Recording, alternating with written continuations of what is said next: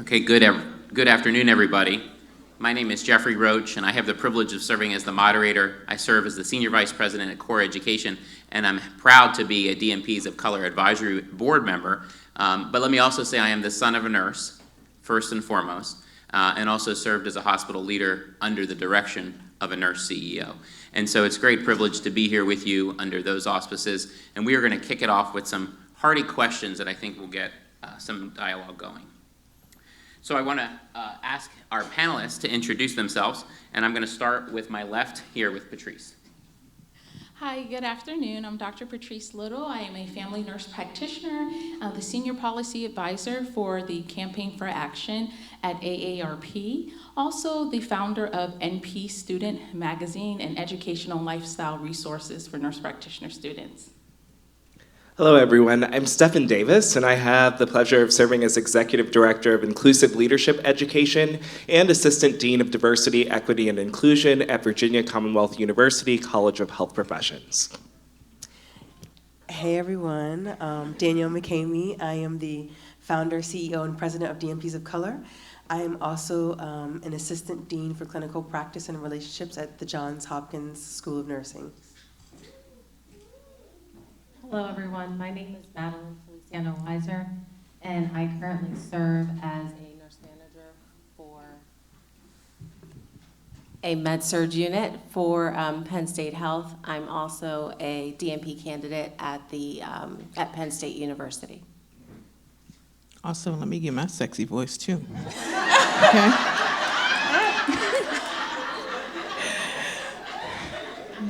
So I'm Celia McIntosh. I'm a duly certified nurse practitioner, family nurse practitioner, psych mental health nurse practitioner, but I predominantly work in inpatient neurology. Some days can be like psych. And I also run McIntosh Advocacy and Consulting, and it's an organization basically to help nurses navigate toxic workplace culture. So thank you. Awesome. So we're in for a wonderful panel, and we're going to start our first question. And obviously, we're going to give our first question initially to Dr. McCamey. When we consider significant challenges and discussions in healthcare today around a workforce crisis, many will describe it as burnout. Some will consider some of the cultural aspects. Dr. McCamey, why is it that we actually haven't asked our nurses what the problem actually is? Well, I think a lot of that is grounded in the fact that us as nurses, we don't advocate effectively for ourselves. Given the sheer numbers, there's over 4 million of us out here in these streets, you have to ask yourselves, why aren't we being the forerunners of health, our profession? What structures or what have we done to ourselves that prevents us from leveraging that collective power just in sheer numbers of finding opportunities to navigate what physicians have done so beautifully, like lobbying for different laws and having all the monies to be able to single-handedly essentially dictate their practice and our practice. I mean, you all know the struggles with nurse practitioners having full scope practice authority and how the physician colleagues tend to have a hand in what we can and cannot do and how we even get reimbursed. So I look to us as being kind of the reason as to why we haven't advanced to being at the forefront of leading the change that we need within the nursing and healthcare profession and arena altogether. Great, let's continue down. Give everyone an opportunity. Madeline? I think my thoughts are some of the things that have already been echoed earlier. I think a lot of the barriers are created because the systems that we work for or the organizations that we work for are actually led by businessmen who know nothing about clinical practice.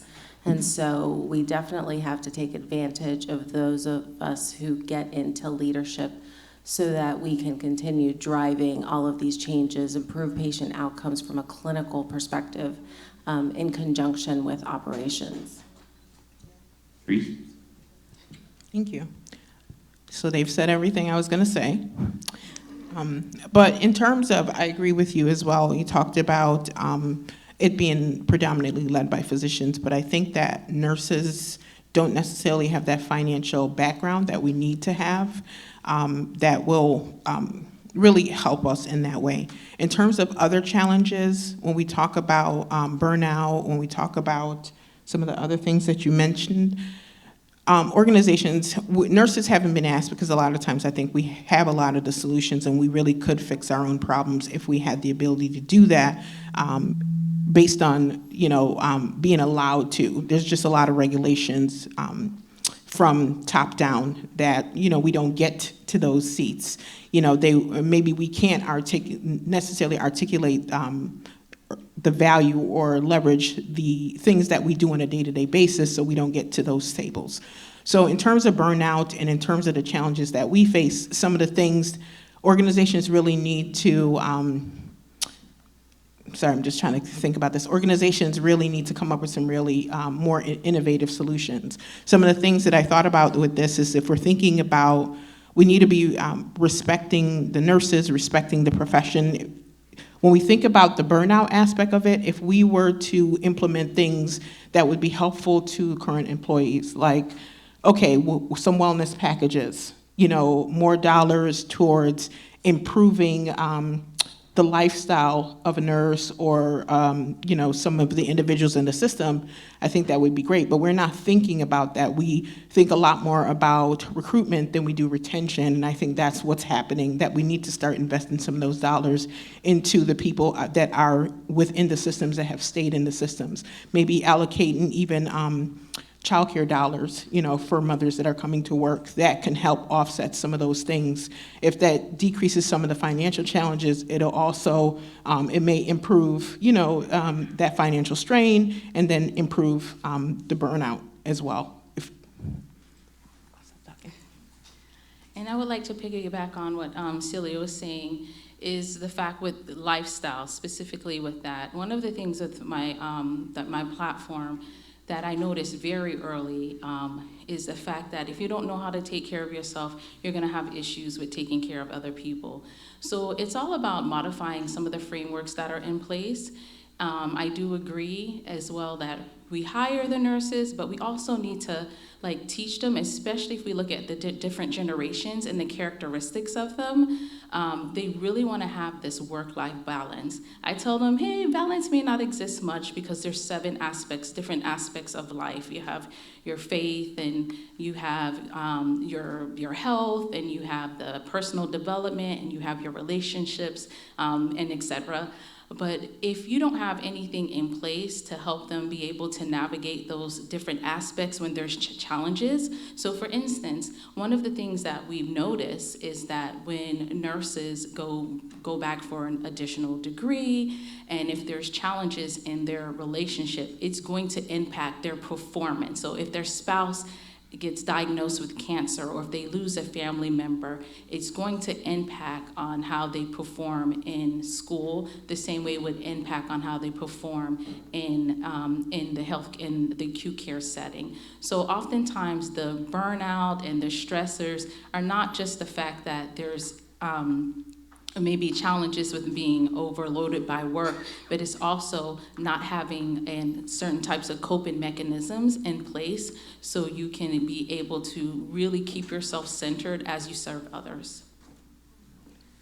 So some of the comments that you've heard thus far about this important question, you've heard language like what we're allowed to do, what we have permission, and what I would say is that if we wait until we have permission, we're going to be waiting a very long time, particularly as people of color. So we need to be prepared. And, when it comes to business acumen and leading with an administrative mindset, nurses need to obviously be at the table, but we need to be prepared to have those types of dialogues. And so in my work, obviously I'm a nurse, but I also have another discipline, which is health administration. So right after nursing school, I ended up doing a master's in health administration while practicing clinically, moved quickly into administrative roles, and was in positions of progressive responsibility while I also then pursued the DNP in healthcare leadership and policy.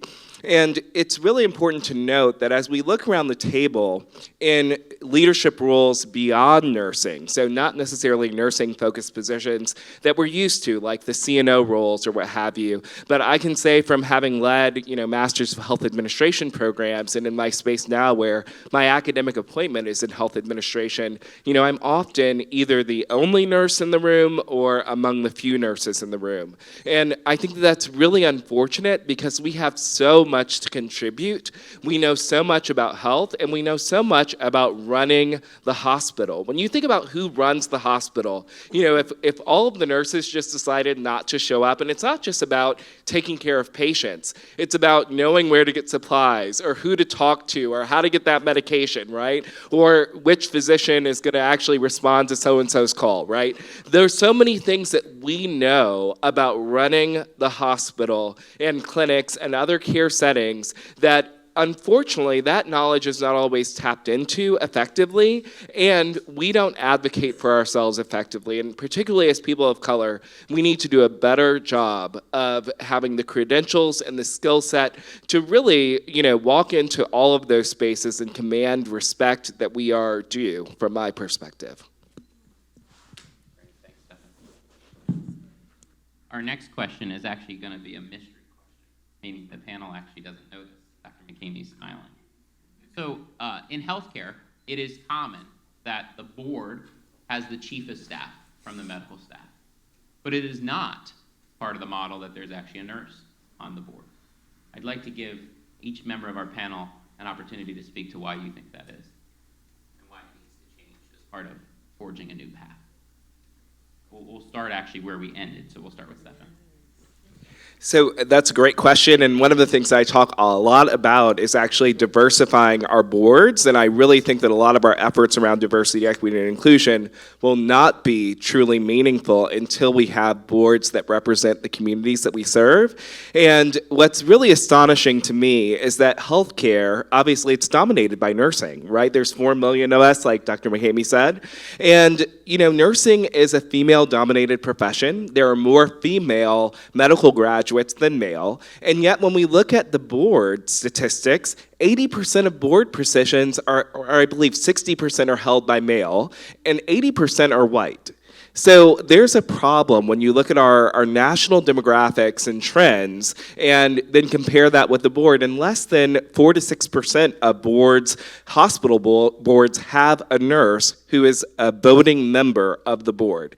That is a major issue for us. So why is that the case? Again, I think that part of it has to do with preparation. So having the credentials and being skilled and having the business acumen. So, there are organizations like the Healthcare Financial Management Association. I'm a fellow of that organization. When you look at nurses who are even members of that organization, the numbers are very small. When you look at the American College of Healthcare Executives, when you look at the number of nurses who are fellows of ACHE, the American College of Healthcare Executives, there definitely is a sizable population. Many of them are in CNO roles, but I think that we could do better in increasing the number of nurses who are fellows of ACHE. So those are just two examples of things that we could be doing in addition to having the DNP and other academic credentials. And we're very good about getting our nursing board certifications. We'll have the letters listed, from A to Z behind our names. If we want to be in tables where decisions are being made, we need to get the credentials that business people in healthcare are getting as well.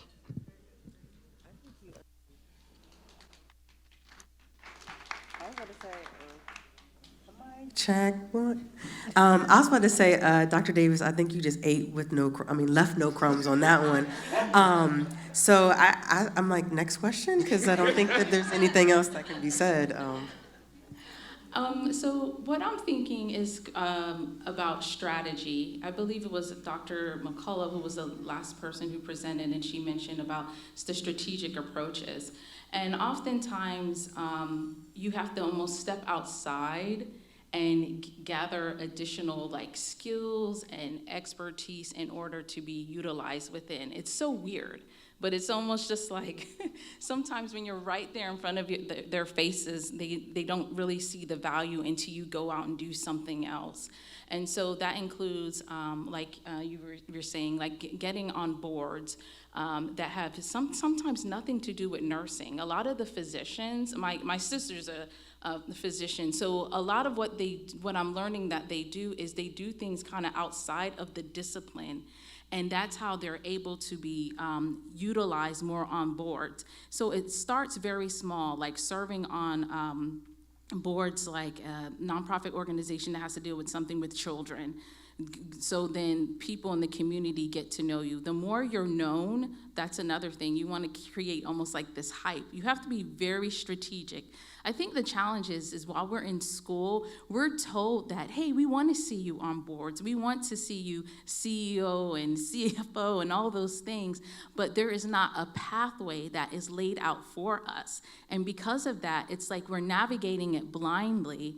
And when you really don't have those tools and you don't have the mentor, there's a whole bunch of things that you need to strategically approach it. So that's what I really feel the answer is that there needs to be some form of strategy that's in place, a particular pathway that could guide people there. But I've also noticed is that sometimes not each path is the same. And I also realize it's also how people carry themselves. Because you never realize it, but people are watching you from the time you just walk into a room, from the sidebar conversations that go on in a restroom or just things like that. So I always like to encourage the people that I mentor, just be mindful about the full package. I would like to add something, if you don't mind. In addition to strategy, I'm thinking about why nurses aren't typically on some of these boards, and oftentimes it's time.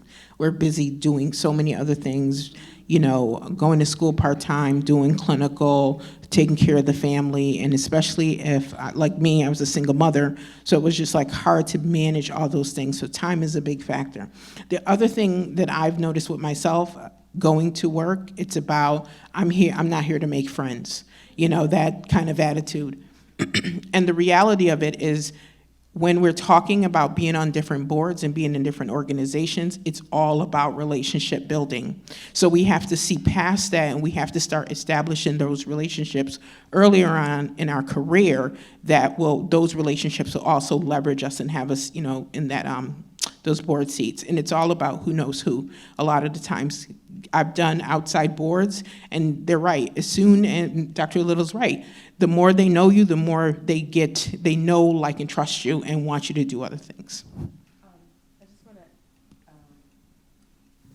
I just want to add a little thing. I think that you all are reinforcing some of the key concepts that Dr. DeWitty said in the keynote, was being strategic and increasing your social capital, which again brings to the essence of DMPs of color, of building this community, which as we're building, we're creating opportunities because we're expanding our network.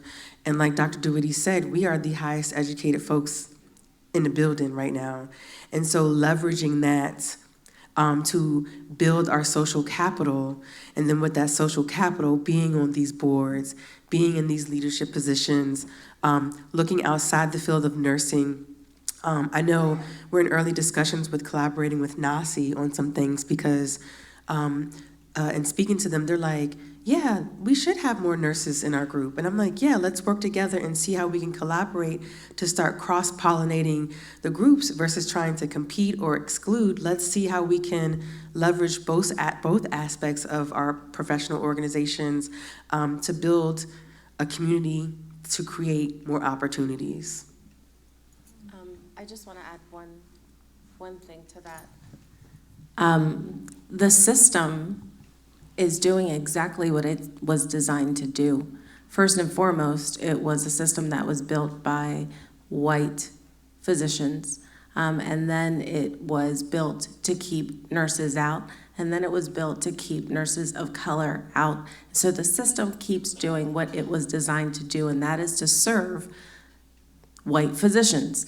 And it is going to continue to do that until we collaborate and, for lack of a better way of saying it, stop getting in each other's way and get together and truly create a force in order to disturb that system and unsettle that system. Well, I want to add to Madeline's point because it's a really important one, and that's really the element here that, yes, you're 100% right, it is the system, but this is the opportunity as part of forging a new path. And so each of you that are in those systems need to beg the question, who are the leaders of patient safety? Nurses. And so patient safety is a fiduciary responsibility of the board. A nurse should be on the board. Our next question deals with leadership, because obviously leadership is really, really important, and it's getting a lot of attention. All right, I'm done with this, so you'll hear me. I'll be loud, don't worry. Can everyone hear me? All right.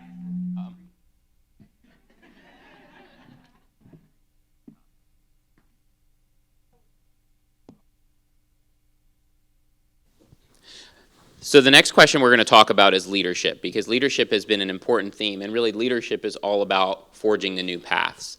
When we talk about leadership, though, interestingly enough, as a professor myself, I ask my nursing students, don't worry, I'm not clinical, but they're in a health ethics, law, and regulatory class, kind of like, similar to what was being talked about before. Are you a leader? Every class when we start. And half put their hands up and half don't. And Dr. McCamey will appreciate this because she spoke to the class.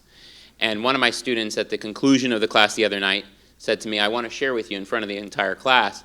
She said, it's the first time that I realized after this class, after Dr. McCamey spoke, I said, well, obviously it wasn't me, it was Dr. McCamey, that I am a leader. And it was really an important story that needs to be shared. So I want to ask each of you to speak about, because what I heard from many of them is that even in nursing school, they were never taught that they were a leader. They never felt that they were a leader. No one inspired them to be a leader. But I'm hearing here today there's a lot of inspiration about leadership. What do we need to do to give them that hope and desire so that they can be the next leader at a time when we have significant changes in leadership? Well, first, I have to say, if you graduated from a baccalaureate or master's entry program in nursing and you did not understand that you were a leader, then I really blame the faculty in those programs, because you have a course in every baccalaureate and master's program that is called leadership.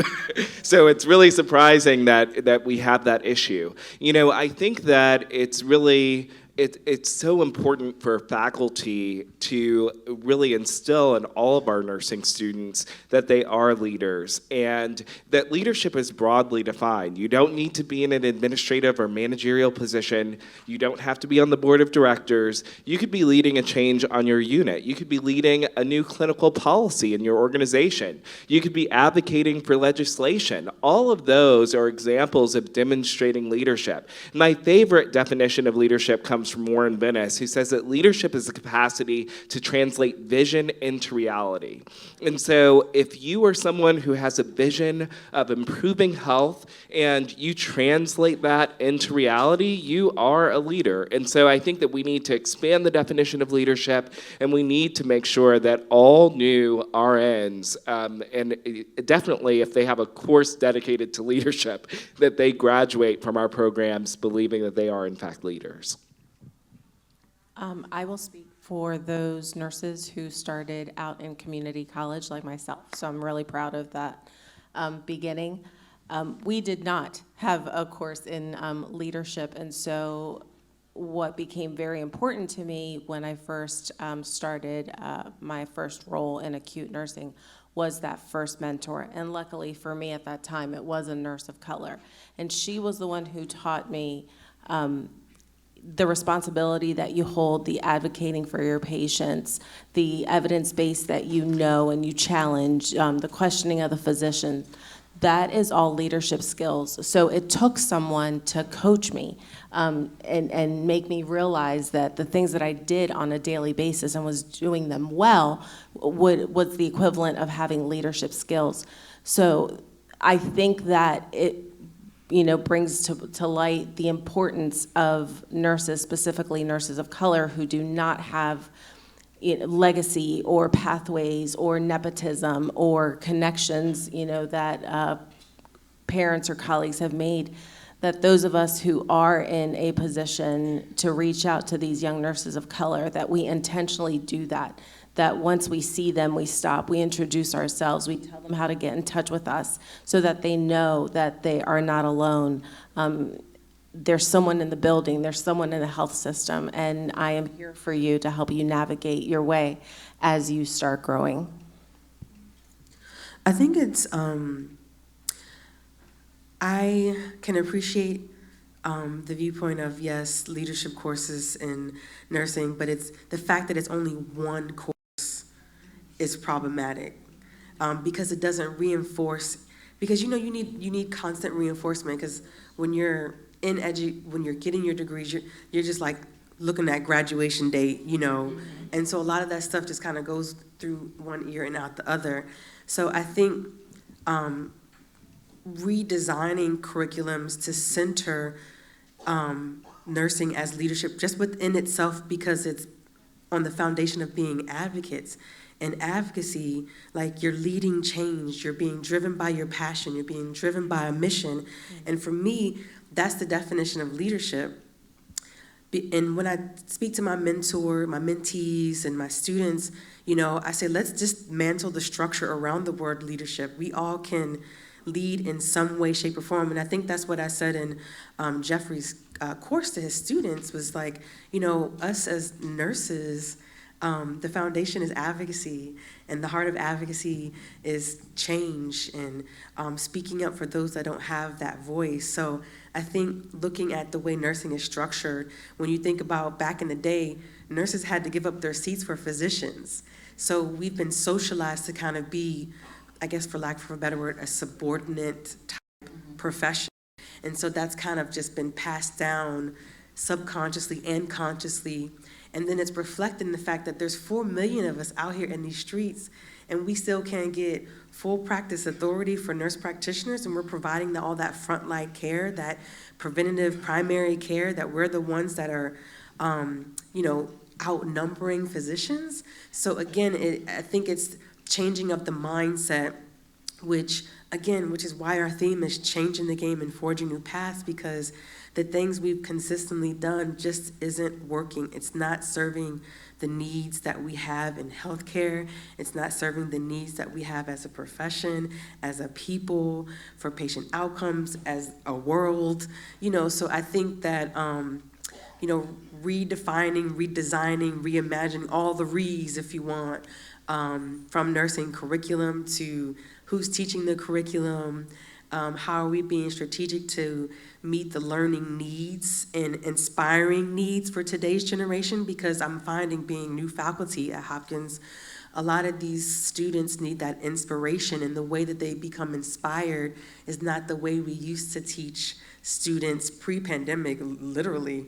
Even before then. And so us being terminally degree prepared, puts on us that onus of forging new paths and finding ways to create leadership, inspire leadership in others, whether it be wearing the same outfit. Like Madeline's one of my mentees, but legit though. It wasn't planned. We didn't plan this, but we on the same wavelength, and even though we don't talk every day, we still are in step a lot of the times. But I just use it as a funny example. But just to again, dismantle the structure of I'm a leader. And so what does that mean, and how can you lead in your respective way and have that be driven by advocacy, which is your passion, which is your purpose? Can I just add one thing?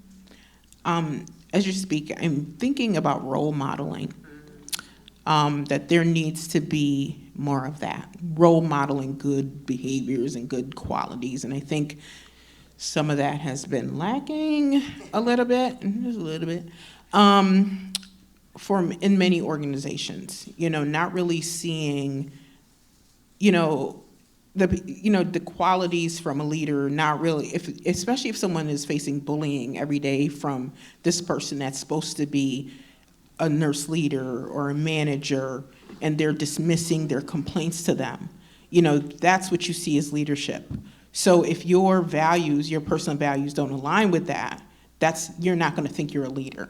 So I think that good role modeling in those positions are also going to be helpful. And then we do connect leadership to the title, and definitely adding all those things to the curriculum, saying you're going to be a leader of this or a leader of that. And these are different different kind of roadmaps or different plans or different, can't come up with the word right now, a little aphasic, but just being able to have those different pipelines or pathways would be helpful. Great. The next question really deals with health equity. We're at a time in our country where we're more polarized than some would say possibly ever before, politically. Yet we're also talking about the need to advance health equity. We have healthcare systems in red states that attempt to do this and then initially are shot back by the government. We have health systems in blue states that don't do it, maybe because they're faith-based and don't want to dive into that. What do we do to root out systemic racism in all facets of medicine? I would Call it out. Call it out. I was fortunate enough to be invited to help develop our diversity playbook for our health system. And just as any other metric that we are expected to meet and publicize, I said, we have to do the same with behavior. We have to enforce cultural, competency in a way that is much more than taking one computer-based learning course and say, okay, you're done, that's enough. There has to be forced interaction of individuals who don't look like us, who don't, think like us.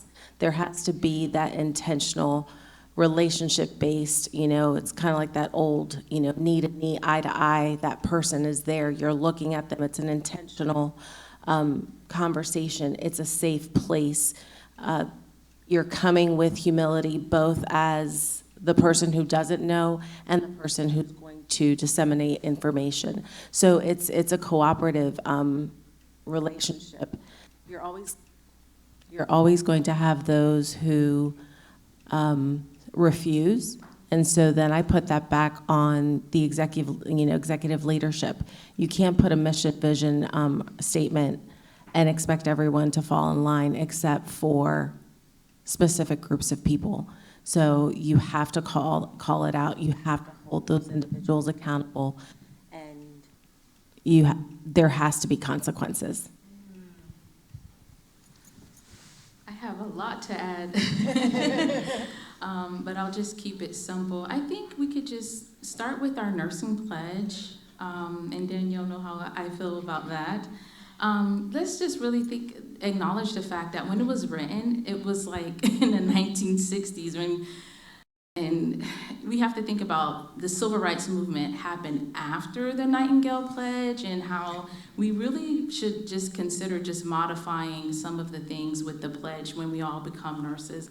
Start acknowledging as a whole, because really professionalism begins at the beginning of the education, and that's where it's all being modeled as far as how we should treat our patients, is how some of the faculty is treating some of the students, and so forth. And then many of us students, because of what we were exposed to while we were becoming educated as nurses, even as nurses, we even had our own biases towards our own race when we became nurses. I'm guilty of that, especially being of a different background. So because of that, it's so important that we start with the structural part and start also looking within and realizing that with the lived experiences are very different, and creating those safe space to talk about it. But I also think, and I hope you guys agree with this, I think, how there's mandatory continuing education for us to renew our license? Why not one of those continuing education be the fact that we have a course that focuses on their, racial culture competency, and have that just really interwoven throughout the whole education, for the continuing education? That would be great if we start making it a requirement, as in to know it, and that way when you know that, you'll have more compassion on your patients. Because at the end of the day, all of this talk is just to make sure that the care is equitable. That's really what we want. We want the fact that if they don't have access to certain types of care, that we are aware of the tools and resources that they need to connect them with, so they can be able to get what they need. I guess for me, I'm just kind of tired of doing a lot of the work. And so having spaces like this allows us an opportunity to kind of strategize and formalize, because I was talking to Dr. DeWitty earlier today. There was a health system that mandated implicit bias training, and there was a nurse that refused, and I think she ultimately got fired. So, and I'm sure there's others that have that same kind of mindset. And so for me, I agree with my mentee, Madeline, calling things out, but what about when you're exhausted of calling things out and you just want to just be? Like, I feel like health equity and being equity-minded should just be like a humanistic right to just be and have access to health, but the reality is that's not the reality.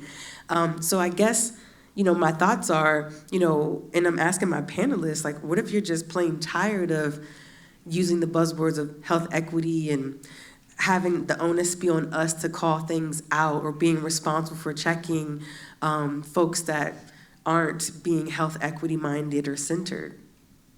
Dr. Davis? So, a few things. One, and I totally get the exhaustion. And, the other thing that I will say, though, and I know that we're using the word resilience a lot these days, and hopefully we're replenishing ourselves enough so that we can be resilient. I don't think that we have the luxury of being tired. I really don't. I think that we are fighting for some very serious things at this moment. And, if we just sit back and say, oh, I'm tired, there are people who literally don't believe in science, who don't believe in democracy, who don't believe in the same facts that we believe in.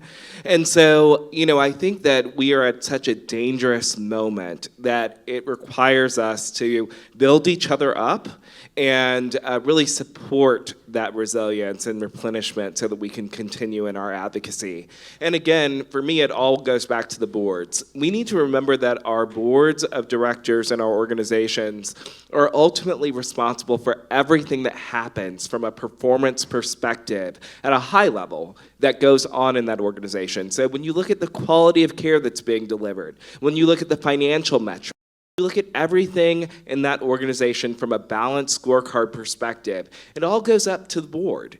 And so if the board doesn't look like us, if we're not reflected in the board, then how can we ensure that what's important to us and important to our communities, to diverse communities, will actually matter as the board is making decisions? So I know for a fact that if you look at a board of directors and you look at the composition and go to all of your organizations, look at who's on the boards.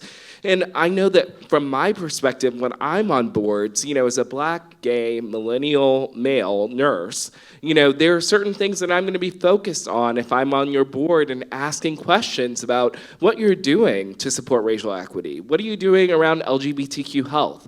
If I'm looking at your website from a millennial perspective, I'm going to say it needs to be updated most likely when I look at most of your healthcare organizations. So, that perspective is needed, just as the perspective of a Muslim woman is needed, or a person with a disability is needed. Right? We need diverse perspectives on our boards because it changes the questions that are being asked, it changes the issues that are being advanced, and ultimately the decisions that are being made, and the metrics that the senior management team is then held accountable to meet. So we need to be on the boards, we need to change the game and forge new paths. Hey, drop the mic. Again, no crumbs were left. Thank you, Dr. Davis. I found one. Okay. Thank you for all that. When I think about when I get exhausted from things that I'm doing or just what I see in our communities, I think about Martin Luther King. I think about Malcolm X. I think about that they didn't necessarily benefit from their initiatives, but we have benefited somewhat from that. So what the change that we want to see may not occur in our timeline. There's some, but there's not enough because we still have to do the work. But we don't know what the next generation is going to face and if they are now going to benefit from the fight that we're doing. So that's what I think about, that they didn't get to benefit. I'm somewhat benefiting, so I need to put in the work and put in the time and just do as much as I can. The other thing is definitely then we know that we have to diversify the workforce. So really getting, individuals that are interested, nurses of color that are interested at the table, get them into those programs. And if there's an issue with, the CVs, the application process, how can we help them to that? Okay, so they're not like declined from the program because their application doesn't meet standard. And tag someone else. You may be very exhausted in what you're doing, but you also have to take a pause, self-care, tag someone else into the initiative, because that's how you're gonna have to basically recharge your battery. So you're gonna have to step away from the fight, but if there's other people, tag them in so they can do it as well. And then when you are able to, then you can come back. So that's it. Dr. Little, don't worry, we're going to get to talk a little bit about the diversification of the workforce. But before we get there, I just want to encourage everyone here as well to think a little bit about particularly what Dr. Davis shared. And that's that even a healthcare organization may say and act as if they truly care about health equity. They may act as if they truly care about diversity, equity, and inclusion, and maybe even belonging, but just check their political action committee donations. Because if they're donating to individuals or causes that actually don't, they actually don't, because follow the money. And so just would encourage you, particularly in multiple states surrounding this state right now. There's been, we're going to get to the education question because Dr. Little brought up an important one. And this is one that Dr. McCamey and I have talked a lot about. I didn't, though, with the rest of the panelists, but they'll be good. So many would say that how do you diversify the workforce when our education system in and of itself is also systemically racist? It has not been set up with an equitable pathway. How do we diversify when it is truly systemically racist? I would like to start with that one. One of the things that the campaign that we're working on is the pathways to and progression in the profession, and has to do with the empowering of LPNs as well as direct care workers to progress into registered nurses in preparation for the baby boomers who are exiting the profession. One of the things that we notice is that proportionately, there are more LPNs of color than there are of RNs of color. Like when we look at the demographics, it's more of a reflection of the US population based on the census versus how it is with just RNs alone. So when you revisit that, you're just like, wait a minute, how can we make sure that those LPNs who are interested in progressing, make sure that we ameliorate the process so they can be successful as they matriculate through the program. So we're in the early stages of the work, and right now we're working on an inventory. We've identified over 641 LPN to RN programs, and that includes the ADN as well as BSN. But what we realize is some of the hoops and hurdles and things that they have to jump through in order to really just get into the program. There's a variety of different tests, entrance exams in order to get into those programs. Now, I've said a lot, but the point of me saying that is the fact that we need to have more standardization to make this process a little bit easier for people of color, because based on the literature, we encounter a lot of some of the challenges that our counterparts don't. And if we could just address those at the very beginning, even have things in place where we identify those areas that could possibly impact how they move throughout the program and provide interventions very early, that will be a great way to make sure that we're, one, diversifying the workforce, but also ensuring that we are making sure that they have the support they need to progress. Start funding HBCUs, Hispanic serving institutions. It's no secret that a lot of these institutions they put out the highest volume of physicians and nurses, but they also are the most underfunded with dollars, faculty, resources. And so really looking at the structure of grant making, who's allowing the, like Geoffrey said, just look where the dollars are going. Start looking to building up those institutions, because I was talking to Dr. DeWitty about this, like when students of color are going to these institutions, there's that sense of belonging. And when you have that sense of belonging, creativity flourishes, innovation flourishes. You start solving world problems and coming up with solutions for world peace because you don't have that stress of trying to belong, trying to deal with the microaggressions, the racism, the code switching, having to go from, my name is Danny from the block to, yes, I am Dr. McCamey.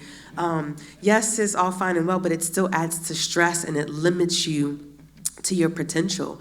So my thoughts is start really looking at these institutions that get it right for us as learners of color, nurses of color, physicians of color, since those organizations are highest in producing this group of professionals. So for me, it's like, continuing to pour money in institutions that don't really need money, and I'm not going to say any specific institutions, but predominantly white institutions.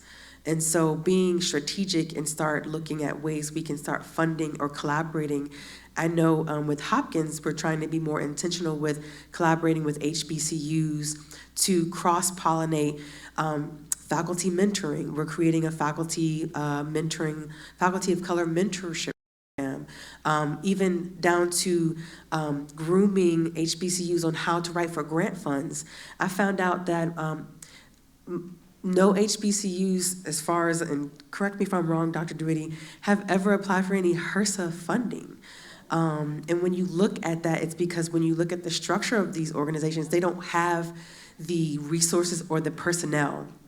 I just recently applied for a HRSA grant at Johns Hopkins, and all I had to do was submit an application saying I have an intention to submit a grant, and I got a whole team of people. I got someone to do my budget. I got someone to help me craft the boilerplate, edit, revise my proposal. I had statisticians to double check my literature with the stats. I had this whole concierge service, and all I had to do was just show up and just say, Dr. McCamey has submitted this proposal. It wasn't that easy, but I'm just saying, we had the resources to pool the people, so we were able to put together this large proposal for this large money grant in a short time period. But when you look at the local HBCUs, they don't have that personnel. They're just trying to stay accredited. And so with Hopkins, thankfully, with the changing of the leadership, they're listening to folks like me that are coming to the table and saying, look, why aren't we collaborating we got Coppin State, Morgan State, Bowie State, like we've got all these, Howard within our radius, and we have the land of milk and honey at Hopkins. And so leadership is listening, and so when we work together, we can start, strengthening each other, but also being intentional that we're not taking over. Sometimes, as you know, white institutions tend to take over our institutions. So. I would like to go back to the granular level, addressing the LPNs. Collectively, everyone in this room being the most educated in our profession, I would beg you to make your profile as large as possible and make that reach as large as possible. And there's a reason why I'm saying that, is because as a society, coming from a Latina household, countless numbers of times, people are surprised that I'm not an LPN. So that is the expectation they have of me. And why is that? Because society has already set that expectation. And so for a lot of these LPNs, once they get to that point, they don't see past that. That is success for them.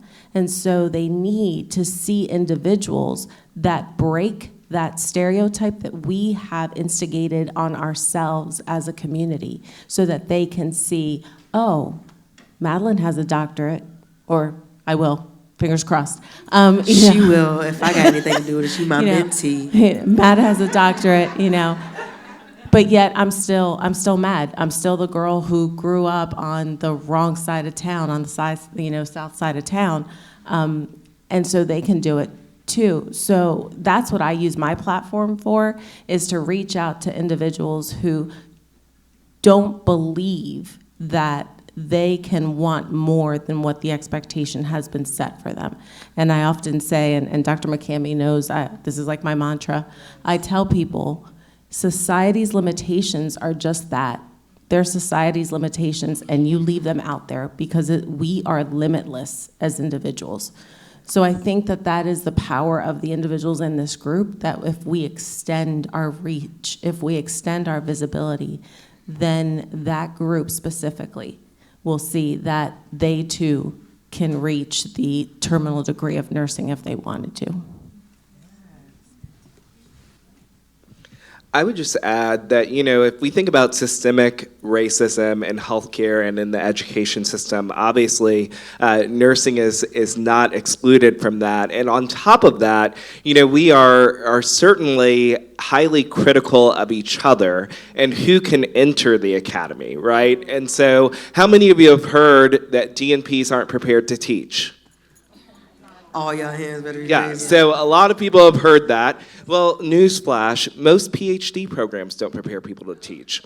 And beyond that, when you really want to get into it around what people are prepared to do or not to do academically, PhD programs don't prepare people to lead. And yet, when we look at who's in the chair roles and the dean roles, et cetera, we often expect your most accomplished researchers to then be promoted into those roles. And not saying that there aren't people who do all three of our tripartite mission very well, teaching, research, and service. There certainly are people who do that. But I think that we have a long way to go in the academy with really looking at individuals and their strengths and talents and not discounting people simply based on their academic pathway. And we do certainly need to increase the numbers of people of color pursuing both DNPs and PhDs, absolutely. And we need both, and we need to collaborate more effectively in terms of empirical research and the translation into practice, because there's a lot of research that's happening that, as we know, isn't actually being implemented. So we need to partner, we need to work together. And I think the most important thing that we can do as those of us who have been successful in moving from practice into the academy, I know that I've been successful in part because of the people who've mentored me and sponsored me and opened doors for themselves first, and then left them open for me. And so I think it's really incumbent on us, once we do make it in the academy or in other spaces, to make sure that we're mentoring other people to dismantle systems of oppression that are continuing to impact our students from marginalized and excluded backgrounds.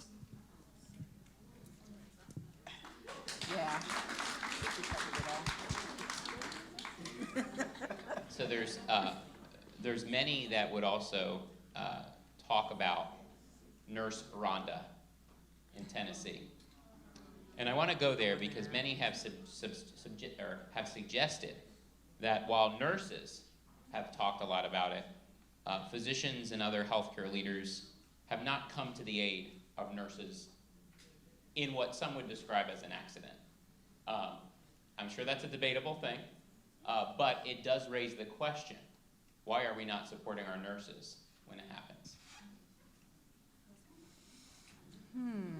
Well, you want to go first? No, go ahead. Well, I think that the unfortunate reality is that there are shortcuts and unsafe practices happening all around us all the time, and we are failing our colleagues and our profession by not calling it out. So a very clear example, I was rounding in a hospital when I was still in healthcare leadership roles, and it was a widespread practice on this particular unit that the nurses would gather all of their medications for all of their patients, put them in bags, and then put the label on the bags. And so they're essentially redispensing those medications. And so, they knew that this was wrong. They knew that this was violating hospital policy, that you're not supposed to collect all the meds and then put them in bags. And all it takes is a labeling error, and you will have administered all the wrong medications to a patient. Or what we'll see is that you bypass barcode scanning and you take an extra label and you just scan and it's not really the patient. So all types of safety shortcuts all over the place. And so when something like this happens, we make it seem as though some leaders will make it seem as though Rhonda is at fault and that she's really the exception for bypassing all of these safety checks. And really, we know that unsafe practices, unfortunately, are quite ubiquitous. And so I think that we have a responsibility to make sure that we are, in fact, safe and that we are holding our colleagues to higher standards. And the other piece is, shame on the leaders. When we think, and leaders really in quotes, so shame on the management team, when you think about having someone on your team who, from what I know of that particular case, this was known that there were issues with the medication dispensing, and they were told to do these bypasses on a number of occasions. So I think that we can't allow these systemic issues and unsafe practices to go by, and then when someone actually ends up harming a patient, then we claim as though they acted on their own. I think that we can't have it both ways in our profession. So I was thinking about a couple of things. I was thinking about political chip and exposure for themselves. That, if they would come to the aid of the nurse, there were some that spoke up, I think, on TikTok. But if they would come to the aid of the nurse, then they can't leverage that to they can't really leverage that. Like, for example, even when we talk about nurse practitioners, it's like when I'm thinking about this as a political chip, they can look back and say, okay, look at what happened in this situation. This is why they shouldn't get all these extra responsibilities, because you see what happened here. And it's just a matter of time before other things happen like that. So that's kind of why I'm thinking, okay, maybe they didn't really come out and be vocal as they could have been, because maybe at some time point, they will realize that in some way. Those are just my thoughts. Other reasons, it just keeps probably a divide. It just keeps the physician maybe in the public eye looking as, I don't know, the one that's more responsible. So I'm not really sure if it has anything to do with those, but those are my thoughts.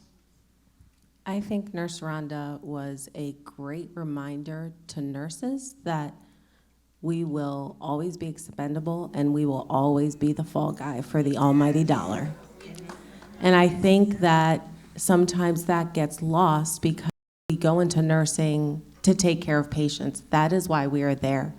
And so sometimes we are willing to cut corners. Sometimes we're willing to collect baggies to make sure that patients get their medication in a timely manner. But it was a stark reminder that despite all of these issues that were known to leadership, she was a victim of, the missteps and the processes. Yes, she did make the choice to bypass it, but it was a collective mistake, yet the only person who paid for it was the nurse. So sometimes we have to advocate for ourselves at the expense of the patient, because right now the nurse Rhondas of the world are not in the nursing workforce either. So there has to be a time in which we say, no, I am going to protect myself first. So before we go to the audience, I want to give our panel 1 minute each, if that, maybe 30 seconds, on a really important question. When thinking about forging new paths, what would be your vision, 30 seconds, to break down barriers in an attempt to block innovation, deny the need for change, and assume permission is needed to change the game?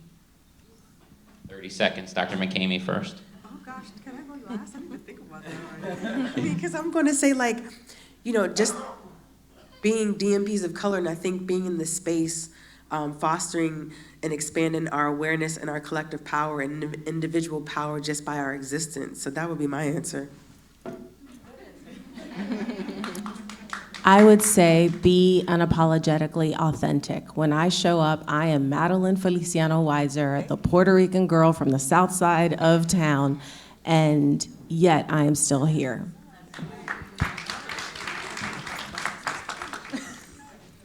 I guess for me, I'd say keep your foot on the gas, just keep, yes, because I mean you already have the skills, the talents, the ability to do all that we need you to do to forge those paths. Just keep your foot on the gas. Yes, the microaggressions and all these other things are going to come, but just keep going. That's all I'll say. And I'll go back to the S for being strategic, knowing how to speak, when to speak, and where to speak. Excellent comments. I would say be excellent in everything that you do. Really when I think about nurses of color and DNPs of color, the only way that we're going to be able to be successful is to, and it's unfortunate, do what our parents told us, be 2 or 3 times as good. And, hopefully, I'm not going to do half as far. I'm going to get, 3/4 as far or just as far by being excellent. And so that's what I would encourage everyone to do. Awesome. Thank you all. 5 minutes. We have questions from the audience. Hello, good afternoon, everyone. My name is Tracy, wonderful, by the way. A comment and then I have 2 questions. So can you imagine if all nurses of color came together on one platform? We could totally fix healthcare. We could change the game. Unfortunately, pass. So in regards to the challenges and hindrances for the way, you said about 80% of, what was it, physicians? 80% of hospital board positions. Right, so is it because of the way they were conditioned from over time, how they view nurses as, the whole saying as a handmaid to the physicians? And then are we too comfortable where we are in nursing? Because as you see here, is a lot of us here as DNP of color, but it's not a whole lot as you would think it is. Like, what made you decide to go further? And what is hindering those other nurses that just be stagnant where they are and not wanting to go further? It's a plethora of reasons, and a lot of it, I would say, is financial. So, I mean, how do we change that? And do we need to decondition the physicians in the way that they're thinking about nurses? I say good luck in trying to decondition the mindset of the physicians. I mean, that's in there like swimwear. Again, so forging our own paths is, I just keep defaulting to the theme because that's just what it is. We're aware of these structures, so we have to build things around it to make our own path. To answer your financial piece, I've been asked to speak actually to medical students. So I have financed my whole entire education with 0 school loans. And so I've been able to do that by utilizing benefits from my employers, which a lot of individuals don't know. So my path looks differently than other people.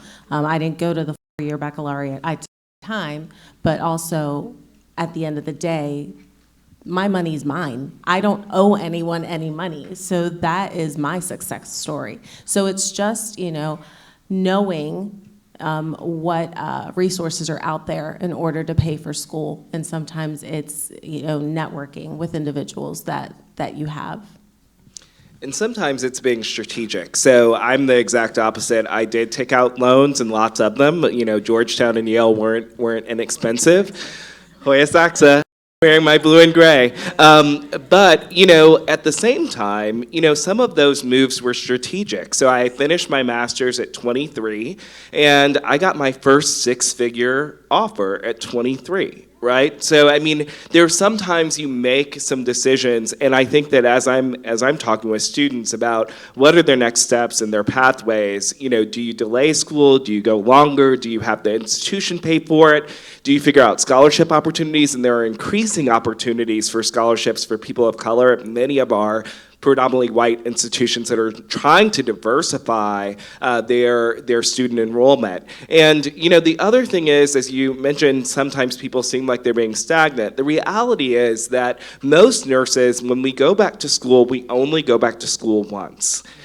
And so we have to figure out as we're advising students, and these days as I'm talking with baccalaureate prepared nurses who want to go back to school, and some of them are thinking about entering master's level nurse practitioner or advanced practice programs, and I strongly advise against it. Why? Because most nurses only go back to school once. So we need to make sure that when they go back to school that they're getting the highest degree that they're most likely to get. And so if you want to do advanced practice, I tell people to do the DNP. If we're looking at RN to BSN, I often tell people not to do it. I tell people to do RN to MS, because if they're only going back to school once, let's maximize the level of education so that they can serve as a preceptor and teach and do other things. So, we need to be strategic as a profession and strategic at the individual level. I apologize. But I'm getting the cue of time. So I want to be sure to thank what has been an amazing, passionate, authentic panel. Thank you all very much.